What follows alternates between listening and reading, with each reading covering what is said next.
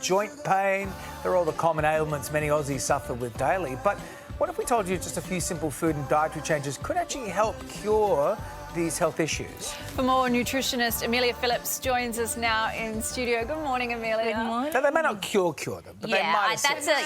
Let's not say that we're going to cure all illnesses today on the show, please. Yeah, we might get in trouble for Yeah. that. So how much do the foods we consume, though, affect what happens in our bodies? I mean, when you think about it, every single cell in our body is made up of the macro and micronutrients from the foods that we eat. We literally are what we eat. So the answer is they make a really, really big difference.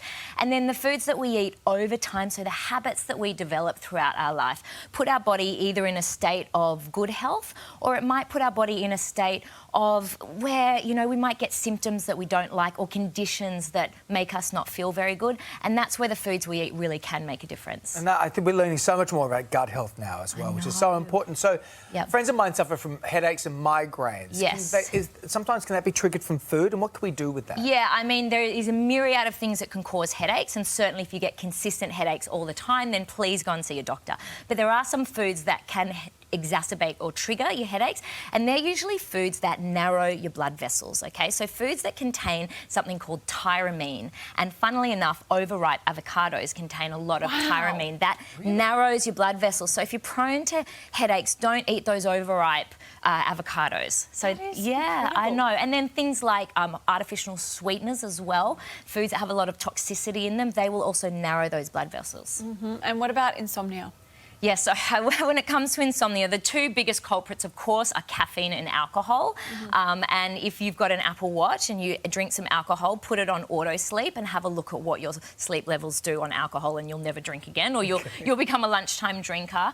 And anything that promotes inflammation will affect insomnia, or anything like spicy food that is hard for your body to digest. All right, and we're just what we got when we're on the screen as well. You'll see how to prevent these things too. Let's go to bloating. Yes. I mean, a lot of people suffer from that too. Yeah. They eat something that they think they're gluten intolerant. What causes this? Well, first of all, the biggest thing that causes bloating is a change in your diet. So even if you're going from an unhealthy diet to a really healthy diet, you might notice you get a bit of bloating. And that's to your point earlier, DC, about gut bugs. That's just your gut bugs adjusting, okay? So things that, you know, can cause or things that can even help to prevent, let's go to some of the preventions and get a bit positive, are things like your low fructose fruits will help to prevent bloating. So your citrus fruits, things like blueberries as well will help. And then low lactose yogurt is really good for preventing bloating as well. So there are some foods that help with things like inflammation and joint pain. What are those? Yeah, so anything that is anti-inflammatory will help with those inflammation conditions.